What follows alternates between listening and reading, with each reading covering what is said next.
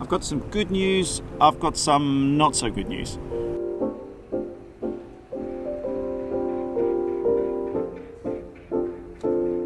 The good news is the primary flight display, the PFD in Echo Yankee Zulu, is working again. So 280 here, you're going to go heading.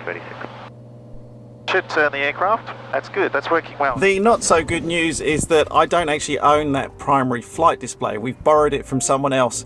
And so whilst it's working now, it means it's not a long-term solution. So what I'm going to be doing today is a quick flight down to Avalon. I just want to test the new primary flight display, make sure it's doing everything it should be doing. And on the flight today, I really do want your help with whether I should repair the old one or just get a new. I think I'm going to get a new. I'll be honest with you, I think I'm going to cut to the chase. I do want to replace the primary flight display on this aircraft. It's very old, but still working out which one to get.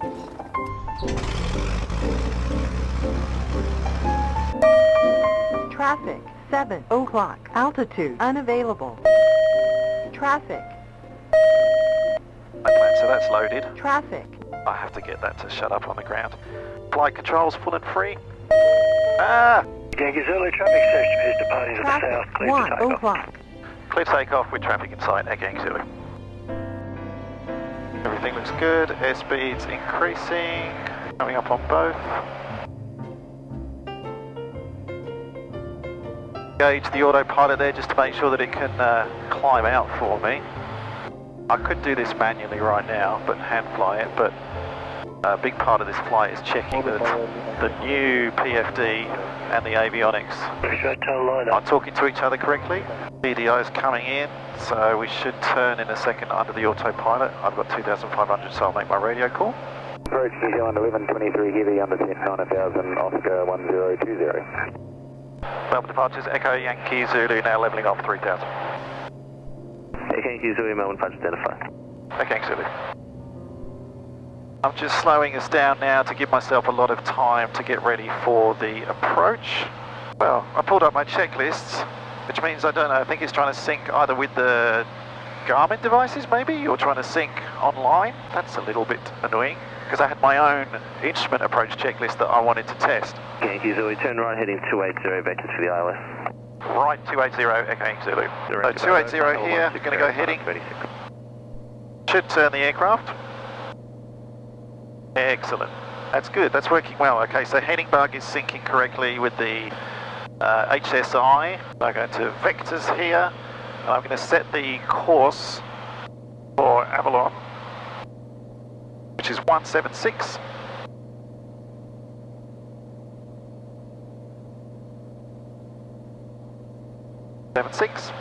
And then now the autopilot should keep flying me on heading mode.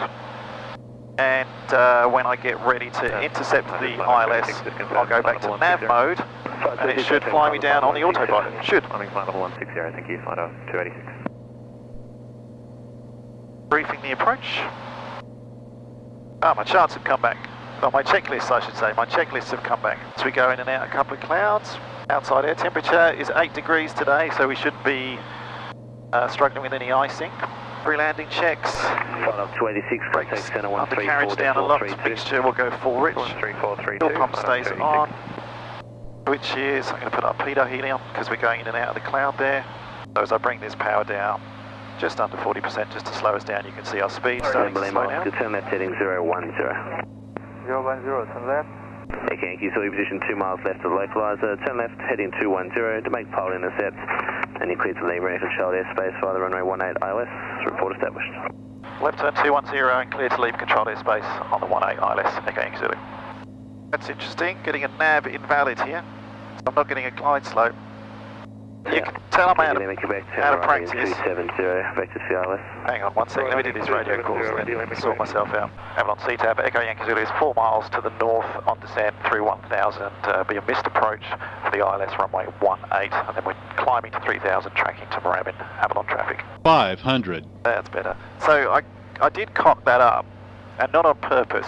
I've done this before, and I've made a video about this on the channel before. I can't believe I've done that again, and I think it's because I didn't have my checklists to go through, but I tuned in the wrong ILS. Okay, that's minima, so let's go around. So we'll do full power. Echo Yankee Zulu, the missed approach to Avalon climbing 3000. We'd like to track to Moorabbin Sierra Alpha for the 35 RNF. Echo Yankee Zulu, copy, you can expect that. Stand by.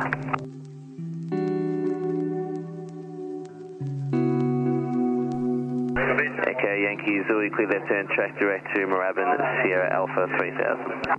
Cleared Moorabbin Sierra Alpha 3000, Echo Yankee Zulu. So I can go hold at waypoint. The left turn, well, inbound course is 054. Left turn, time 1 minute. And then once I've set it up, I can go preview and I can make sure that, so this is where we're coming in and we'll do 2 holds, that looks like that. And it should, the autopilot should pick up the hold and turn us. But I'm always confirming, so even though the autopilot looks like it's doing the right thing, I'm still confirming. So it should turn us to outbound heading of 234. But if we do, we can do the calculation. So crosswind is 12, so half that's 6. So I'd take 6 degrees off. So if I was manually flying this, I'd look for about, what's 234 minus 6? 2228. Oh my God, I've been in lockdown for too long.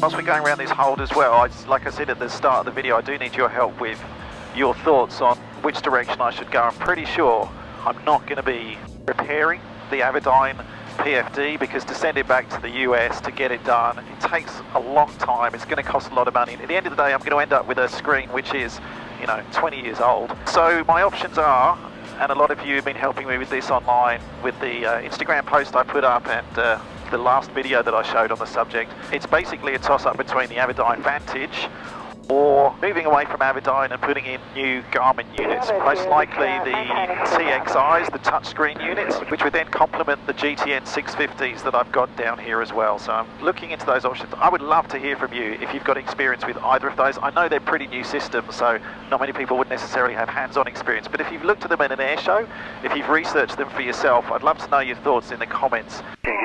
500. Clear to land, Echo Yankee Zulu.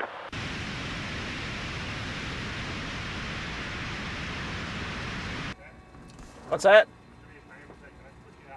Yeah, do you mind if I'm inside? I'm on board, but Steve was just pushing the aircraft back because I parked it in the wrong place. It's really good to get back and do some IFR practice. It's amazing how quickly you get out of practice. So probably going to do another flight, at least one more. Thank you. That's on the front. All right, I won't start it. Now that lockdown's over in Melbourne and we can actually leave the state, where shall I go next?